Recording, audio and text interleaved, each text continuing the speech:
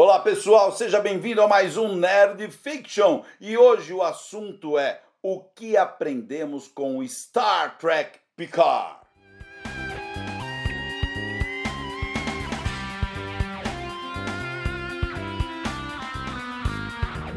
É isso aí, galera! Capitão Fernando com os almirantes Roosevelt e Navarro para falarmos aqui sobre algumas lições que a gente acha que nós e os produtores de Star Trek tem que ter pego com essa última temporada de Picard. Olha, na verdade, nós plotamos aqui, pensamos aqui 5 itens que nós consideramos importantes, que eu me considero assim, eu aprendi isso com Star Trek Picard. Vocês se sentem representados com esses 5 itens? É assim, se eu fosse produtor da série, a partir de agora eu ia fazer só esses 5 itens aí. Então vamos lá. Então... Incluindo que, se eles não assistirem esse vídeo, a gente não tá mais dando autorização pra eles, a gente é tudo prepotente, a gente é a fonte de Star Trek. E esse vídeo vai pro Terry Matalas e pro Alex Kurtzman. Vamos legendá-lo em Klingon aqui pra eles entenderem. Exatamente. Então as 5 coisas na mas ordem. rapidinho. Só pra quem não entende o que é ironia, a gente tá brincando. Falando nisso, se você já gostou do assunto, deixa o seu like, compartilha, bota lá no teu Instagram, isso tem ajudado muito a gente, por favor. Você tem posto no seu Instagram? Mas é claro. Mas é claro. Gostei do mas é claro. Então, ó, quinta coisa, vamos começar de trás pra frente. 5, vai. Posso começar? Jogos vocês discutem? Vai. Não adianta correr para um público novo sem manter o público antigo. Sem dúvida. Porque quando você faz o novo e você não mantém o vínculo com o antigo, você não vai ter o novo e não vai ter o antigo. E o antigo sustenta isso com grana. É assim, esse tipo de pensamento funciona para a maioria das coisas. Sim. Né? Não só para Star Trek. Não. Digo, o contrário. Você fazer as coisas para um público novo funciona para a maioria das coisas, mas para Star Trek é diferente. Olha, eu assim, o que eu vejo aqui? Eu vejo nas nossas convenções mesmo, a maioria dos fãs novos vem por uma coisa meio familiar, que foi assim que eu entrei. É isso mesmo. A gente quer mostrar aquilo para os nossos filhos, a gente torce que os nossos filhos gostem, que dividam aquilo com a gente e vai indo. O Terry Matalas mesmo falou que ele fazia isso na casa dele com o pai dele, né? Então, você perdeu isso, porque quando você faz com que os fãs não queiram ver uma série XYZ e até desafia eles não mostram para os filhos. Sei lá. Ou seja, você acaba perdendo o público jovem por tabela também. Você perde eles. Um possível futuro público jovem que vinha do público antigo, você acaba não tendo. Mas isso também vem do estado da TV de hoje, né? Quantas séries tem hoje para uma criança ver? Muita. Por que ela vai escolher Star Trek, que tem 50 anos de história, quando ela pode ver Stranger Things? É tanta coisa. Friends? Isso é complicado. Friends já tá velho. Friends já tá velho. Isso é complicado até para os produtores, porque o nosso amigo Paulo Gustavo, que vocês conhecem muito bem, ele sempre menciona um estudo que ele fez, que até o ano 2000 teve, sei lá, 500 séries feitas. Total, hein? E de 2000 para cá, tiveram 2.000. Sim, ninguém consegue acompanhar. Não dá para acompanhar. Ninguém consegue acompanhar. Muita coisa. Então, então o público novo não vai escolher Star Trek se não tiver um empurrão. E o empurrão normalmente é a coisa geracional. É isso aí. Então, lembre do antigo. Aprendam. E o antigo vai apresentar o novo também, isso ajuda muito. E óbvio, fazer um produto bem feito traz o novo também, né? Ok, mas vamos lá. Quarto item. Gente, isso aqui é um fato. A nova geração nunca foi bem no cinema. A gente sabe que o primeiro contato deu muito dinheiro, a gente não quer dizer isso. Não é questão de grana, é questão que... A nova geração não traduz bem no cinema. A série clássica traduz, porque a série clássica é focada basicamente no Kirk, no Spock e no McCoy junto. E no McCoy, pelo amor de Deus. E o resto dos personagens que nós amamos, eles estão lá para dar apoio. O dia que a nova geração decidiu ir pro cinema e virou basicamente o Riker também tava de apoio, viu? O Picard e o Data e o resto de apoio perdeu a mágica. Eu também acho. Não traduzia o que era a série. Diferente de você, eu gosto dos filmes da nova geração, inclusive do Insurrection. Jura? Eu gosto do Insurrection. Eu gosto do Insurrection. Então, o problema é que eles são episódios longos. Sim, eles nunca foram grandes. Não tem aquela grandiosidade do cinema, né? Com exceção do First Contact, eu Sim, acho. o primeiro contato é o filme. melhor, mas, por exemplo, a Troy a Gates, né, a Marina, Marina não, desculpa, a Gates é a Crusher, elas só estão lá. E o Worf tá lá porque ele dá tiro. A história mesmo tá com o Picard, com a Sim. Rainha Borg e com o E o Data. Data. Então, por quê? Porque é uma sequência Sim. de um longa-metragem da televisão que foi o The Best of Both Worlds. Sim. Né? Então, Mas teve será essa... que o Primeiro Contato não é só tão bom por causa que o Best of Both Worlds é genial? Eu acho. Será? É uma questionamento. Eu acho que Não existe trilogias? Sim, existe. Então, First Contact é a segunda parte dessa trilogia. A primeira é The Best. E ainda a gente vai ver isso no Picard terceira temporada. Que é a terceira É a parte. terceira parte. E só pra colocar, gente, é muito interessante saber que no Brasil, os 2 primeiros episódios dos Borgs, Kill Who e Best of Both Worlds, foi lançado em VHS como nome Invasão Borg. E pra mim, eu vi aquilo antes de ter visto a terceira temporada, né, que ainda não tava passando na TV, o Caramba 4. Pra mim aquilo era basicamente um filme da nova geração.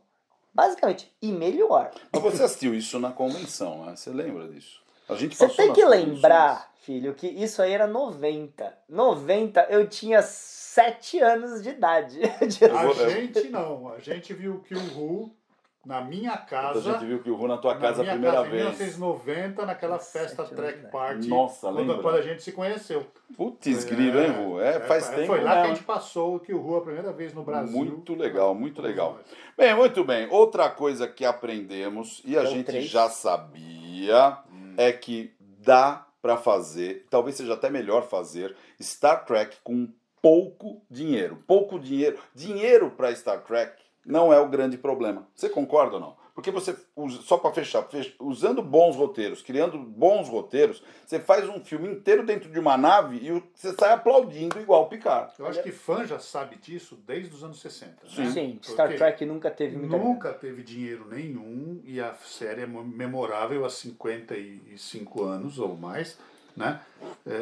Com falta de dinheiro. Então, isso já estava óbvio desde aquela época. Né? Não precisamos de efeitos especiais. Um bom roteiro resolve nossa vida, né? Um bom roteiro é a base de tudo. gente, olha, a gente sabe que Discovery tinha um roteiro nível Game of Thrones. E o roteiro de Discovery foi sendo retirado, cortado, isso tem entrevista, o Frakes falou isso, porque não tem o público Game of Thrones. Desculpa, não tem. Não adianta você achar, porque isso é um pensamento que Hollywood tem sempre. Se eu fiz esse filme por 50 milhões e ele me deu 200 de lucro, se eu fizesse filme por 200, eu vou ter 1 bilhão de lucro. Isso não é real. Não. Vai. Isso não é assim que funciona. E, assim, o Roosevelt entende muito mais de efeito especial do que eu. Dá pra fazer efeito especial mais barato, né? Aparentemente. Hoje em Ainda dia, mais né? hoje em dia. Né? E outra coisa que eu acho que também é legal a gente mencionar rapidinho de orçamento é que a era Berman, o Rick Berman, pra mim, ele é um imbecil. Mas sabe o que ele sabia fazer? Economizar pra ter dinheiro pra outros episódios. Criatividade daquele cara é zero. Mas ele sabia ser produtor em termos É financeiros. um bom administrador. Que é o que tem que ser, né? O produtor tem que produzir. Né? Sim. Exato. E para produzir Cuidar precisa do manter o dinheiro. dinheiro, É. cuidar do dinheiro. Ele sempre foi bom nisso. Isso ele foi bom. Já falei, não gosto dele. Ele tinha os atores de Star Trek, série original, jovens e jogava eles fora. Eu vi uma entrevista recente que saiu aí no Roddenberry Archives, do Shatner, falando que quando eles terminaram de gravar Generations, ele foi conversar com o Berman falando maneiras que eles poderiam trazer o Kirk de volta, e o Berman simplesmente cortou o Shatner e falou, a gente não quer não. E o Shatner em 94, hoje a gente está implorando para ele voltar com 90, eles tinham ele com 70, 60 anos, ele estava no auge da idade. Eles não queriam. Ele foi pro espaço com 90, mas ser o Kirk com 60 não podia. É um absurdo, né? Muito bem, vai. Outra coisa, né, que a gente descobriu com Picard terceira temporada. O público de Star Trek, mesmo sendo maltratado, tá? Recebendo roteiros ruins em séries ruins, ele volta, que foi o que aconteceu com os ótimos episódios da terceira temporada de Picard. O fã voltou a sentir aquela paixão, voltou a sentir aquele amor e voltou a dar audiência, voltou a dar dinheiro e comprar as coisas relacionadas ao episódio. Resumindo, trate bem o seu fã sempre estará lá. tudo bem ou não? A lição é o público volta se o produto for bom e se você respeitar ele. É o que eu acho também. Né? Agora, eu acho assim, é uma comparação meio injusta, mas eu costumo comparar fãs de Star Trek com fãs do Roberto Carlos. É verdade. Você já ouviu falar do Roberto Carlos? Já ouviu falar do Roberto Carlos? O pessoal, o fã que é fã, comprava os discos dele antes de ouvir qualquer música, porque era o Roberto Carlos. Que era do Roberto Carlos, eles confiavam. As músicas eram horríveis, mas o pessoal comprava. E era hit, disco de ouro, seu de disco de ouro, seu de disco de ouro. Porque vendia muito. E a época boa dele foi a Jovem Guarda. Exatamente. Mas a Jovem Guarda ficou velha guarda e a velha guarda tinha dinheiro para comprar os discos. O que acontece com Star Trek? A gente insiste, a gente vai assistir, a gente assiste Discovery, a gente xinga, a gente acha ruim, mas a gente assiste. Picard, a gente assistiu aquela segunda temporada chorando de ruindade. Mas assistimos. De ruim. Mas assistimos. E quando anunciaram a terceira temporada, eles falaram, vamos assistir. Antes de aparecerem os trailers dizendo que a tripulação antiga ia voltar, a gente vamos assistir. Vai assistir. Não, de qualquer jeito ia assistir. Nós somos assim. Tá? Então, às vezes a gente tem boas surpresas, como a terceira temporada. A gente assistiu de ruindade que nós somos, nós vamos lá e assistir mesmo. De teimosia. E acabou dando certo, porque a temporada foi boa. É interessante mesmo ver isso, porque muitas e muitas pessoas pularam a segunda. Pularam, simplesmente pularam a segunda. Principalmente quando a gente começou a falar... Não faz falta nenhuma. Não quer dizer exatamente a gente, mas quando as pessoas começaram a falar, tá bom mesmo, mas eu vou ter que assistir a segunda temporada, a gente começou a falar, olha, não precisa, pula que dá certo. Eu conheço Valdomiro Vitorino, Sessão 31, não assistiu a segunda temporada, ele pulou pra terceira e já passou semanas que terminou e ele continua me mandando coisa chorando de Star Trek Picard. Continua me mandando coisa, sabe? Agora, o público mais velho tem essa questão, nós consumimos, tá? Se você olhar a isso aqui, ó. Tudo isso aqui, mas se você olhar a apresentação do nosso canal, você viu o uniforme que a gente tá usando? A gente tá usando uniforme de Discovery. Uniforme de Discovery, os dois. Quer dizer, você comprou o seu uniforme, eu comprei o meu uniforme, a gente apresentou... E a gente comprou na primeira temporada. Na primeira temporada. Quer dizer, então, querendo ou não, nós realmente ajudamos a manter o público. E aí vamos lá. O que aprendemos de importante? Primeiro item, coisa mais importante é mantenha o canon.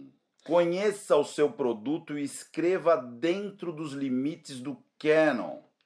Assim, gente, é claro que você pode ir um pouquinho além, dar uma reinterpretaçãozinha aqui, dar uma puxadazinha ali, mas quando você abertamente contraria o que foi mostrado em tela, como o Discovery fez várias e várias vezes na primeira temporada, a galera não aceita. Não é que contraria, o Discovery chegou à beira, se não foi proposital, da desconstrução do universo. Então não é contrariar, é destruir. Cara, eu vi um especialista no canal Collider que falou isso. Não, aceitei isso que o Discovery fez. Aceitei isso que o Discovery fez. A hora que eu vi o holograma, falei, não, agora eu não aceito. E vamos falar a verdade, é um detalhe bobo. Um detalhe bobo.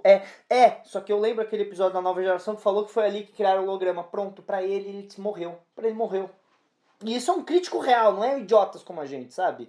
Essa é a brincadeira do negócio. Vamos pegar um crítico bom? Richard Armand. Mas não vale. Não vale. O Richard Armand da produção é fã. Eu tô falando do cara que é pago profissionalmente, que vive a vida pra falar do produto dos outros. Esse cara falou, olha, eu estava assistindo e estava gostando. Quando eu vi um holodeck em Discovery, sabendo que não tinha um holodeck na Enterprise, eu falei, não. Chega, né? Tá bom, me enganaram demais já. Eu acho que respeitar o cânone é uma coisa que deveria acontecer em todas as séries. Se você se propõe a fazer uma coisa que leva o nome de uma coisa antiga, se você leva o nome, você está fazendo referência àquilo. Então você tem que obedecer às coisas. Olha, o Robert Meyer Burnett falou que os escritores de hoje, não estou falando dos escritores de Star Trek de hoje, estou falando dos escritores de hoje, eles querem escrever, por exemplo, a ficção científica, mas eles não leram os clássicos e não assistiram os clássicos. Eles acham que eles não precisam fazer essa pesquisa. Isso é um erro absurdo. Como é que você quer, por exemplo, escrever para Star Trek e nunca ter assistido, sei lá, Twilight Zone?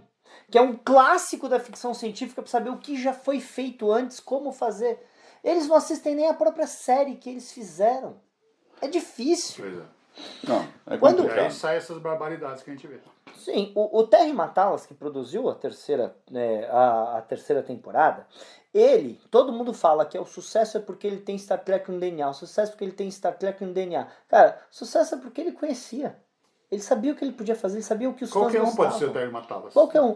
A realidade é que qualquer um pode ser o Terry Matalas, desde que ele saiba o que os fãs querem ver e saiba como trazer isso pra tela. Mas ajuda. Ser Aliás, fã ajuda, né? Aliás, são 10 episódios. Rola top 10, né? Ó. Terceira temporada de Star Trek Picard, top 10. Alguma coisa, os 10 melhores episódios da terceira temporada de Picard. Vai ser o programa mais curto que eu já fiz. Ah, vai ser legal pra caramba. E não vai ter nem menção honrosa. Não tem como, são 10. São 10, você pode fazer. Vou puxar o Kyuhu e tal, sei lá. Mas olha, é uma coisa também que a gente não comentou, mas rapidinho. Os personagens de Star Trek, eu adoro todos eles. Mas quando eles estão junto com os outros personagens que cresceram junto, eles ficam melhores. Cara, você tá falando que os atores de Star Trek... Não só os atores, os personagens. O Em Picard geral. é um ótimo personagem sozinho. Ele é um personagem fantástico com os outros 6 juntos. Sim, fica melhor. Fica. Mesma coisa. Eu amo o Kirk, eu amo o Spock. Os dois juntos era outra coisa. É muito melhor. E os Era 3 outra ainda coisa. melhor ainda, né? É o grande trio de Star Trek, sempre foi Kirk, Spock e McCoy. Os 3 juntos era impagável. Sempre foi. A química era fantástica, né? Sim. A química era fantástica. Eu acho que é isso, né? Acho que é isso. Acho que alguém tem mais alguma coisa pra Se falar. você tiver algo que você fala, putz, eu aprendi com Star Trek Picard, deixe o seu comentário. Fala, olha, eu gostaria que eu aprendi isso. Vocês podiam comentar. Quem sabe a gente comenta depois. E Luiz, tem alguma coisa chegando na casa dos sócios? Opa, E hoje é opa, quarta-feira, opa. dia 10. Não vamos Quarta-feira, esquecer. muitos já receberam o novo Diário de Bordo, número 31. Tá? Esse Diário de Bordo 31 vai falar sobre a era atômica, tá bom? E várias páginas, temos aqui área de ciência, temos aqui ficção, tem de tudo um pouquinho. Eu considero, eu sei que eu sou suspeito, mas a revista geek mais legal da atualidade. Mesma coisa do Richard Jarvis falar que as coisas que ele trabalhou são as melhores de Star Trek. Mas eu acho que é a única, né? No bias. Acho que é a no única, bias. é a no única. bias. Então, se você... Do mesmo jeito que esse é o melhor programa de ficção científica já filmado nesse estúdio. Exatamente. E se você ainda não é sócio da Nova Frota, do nosso canal, vai lá, compartilha o nosso canal e tente se associar. Você vai receber todo mês algum produto impresso na sua casa, material de colecionador. E o nosso xodózinho, nossa queridinha aqui, é o Diário de Bordo. É isso aí, gente. Mais alguma coisa? Agradece o Roosevelt que você está usando o estúdio dele? Pode Muito agradecer? obrigado, Roosevelt, pelo É estudo. nosso. É isso aí, pessoal. Falou, Até o galera. próximo. Valeu.